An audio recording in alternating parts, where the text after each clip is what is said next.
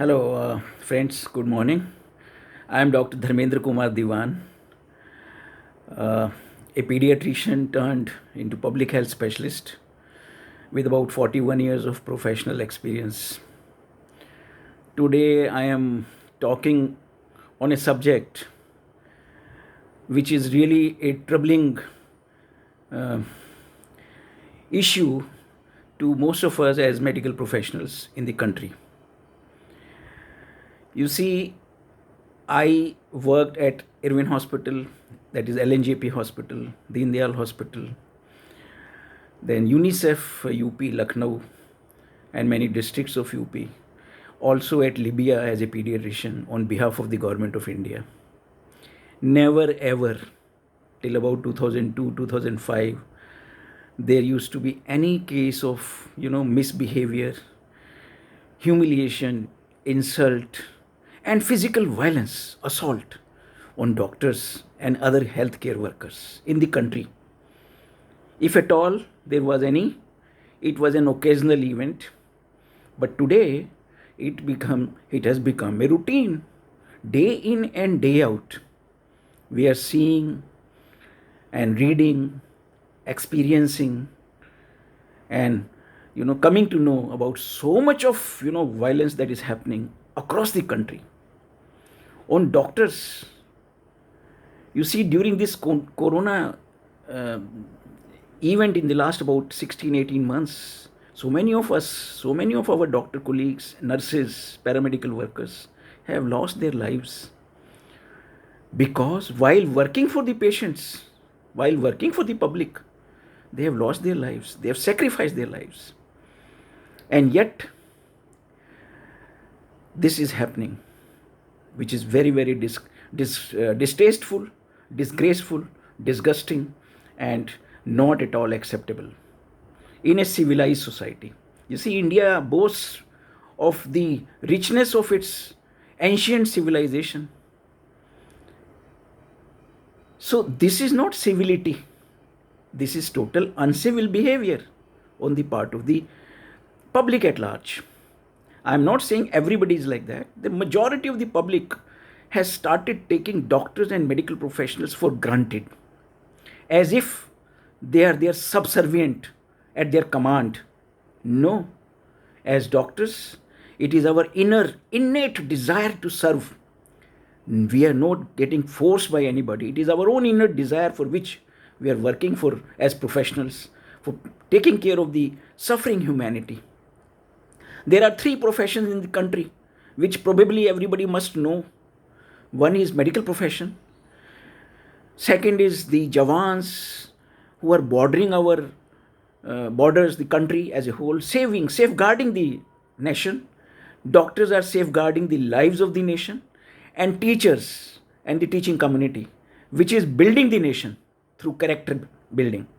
So these are the most precious resources which need nurturing rather than torturing.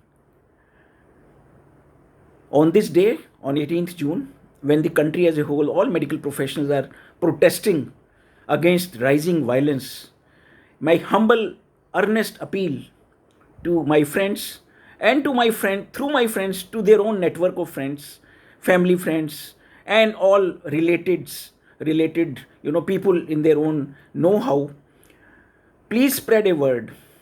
After all, doctors are also sons and daughters and daughter-in-laws and sons of somebody.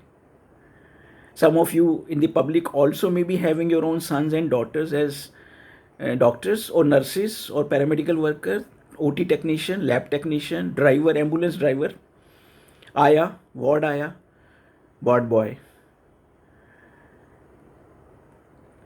It is not acceptable. The violence on them is not acceptable. Breaking the equipments, breaking the physical property of the hospital, it is to your own detriment.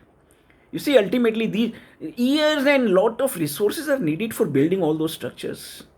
And yet, if they are getting destroyed like this, it's not a good thing in any civil society. Nowhere in the world we hear anything of this sort. Anything of this sort. That doctors are being, manhandled, they are being tortured, they are being physically assaulted. No, never ever. Not even in adjoining countries like Pakistan and Sri Lanka and Nepal. No, even there it is not happening. In case there are grudges or complaints against any specific instances, law exists, must report, let it be investigated, let law take its own course, rather than you taking law in your own hands. That is wrong. You see, a doctor is a resource which need total protection from the public, because it is for the public that the doctor is working selflessly 24 into 7 into 365 days. His life, his safety should become a part of our everyday's motto of saving that, preserving it, nurturing it. So through this platform, I am once again appealing to everybody who is listening to me to kindly spare a thought for the helpless, simple, honest, genuine medical professional who never has even learned about violence. They're all peace-loving people. Our education system doesn't teach us to be violent, even in thought, nor in action.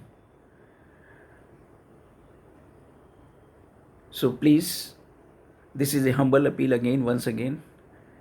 Kindly spread a word amongst your own network that from now on, no violence on doctors and medical professionals. You see, the media, my request to media, to politicians, your responsibility is also, to a very great extent, there is a law enacted last year against violence on doctors and medical professionals. The law enforcing agencies probably have not understood the law properly. They need to understand it. They need to implement it strictly. Likewise, nowhere in the world as a whole, other than India, the press and the media is permitted to enter ICUs and OTs and wards and other things, hospital setting. No, it is not. How dare you? Can you enter a courtroom? You cannot. You cannot dare to enter a courtroom. But you very easily enter a hospital. Likewise, the political masters, you are teaching so much about the programs and other things that you people have been doing. Very fine, good enough. We understand it and we appreciate that. But at the same time, never ever bothered about even talking to the public to prevent violence on doctors. You see, must take serious action against the public who is indulging in violence on doctors. A strong message must go from the politicians also. When they appear on TV and various channels, this should become their first and the foremost important message to the public, that no violence on doctors and medical professionals in the health care system will be tolerated by the government level at all. So these are the things, because I am feeling innerly, dismayed. After about serving 41 years, I have created so much of structures in Delhi. I had headed the Pulse Polio program in Delhi. I led the team from the front. The house-to-house activity was started by me in the year 2000. 4 childhood vaccines were introduced just because we are concerned about the welfare of the people. Our concern is for the welfare of children and mothers and other families in the community. That is how we are, because we are driven by our, care and compassion rather than our personal interest. No, we have sacrificed. We have worked even 24 into 7 in emergency duties, even forgetting our own meals and other comforts.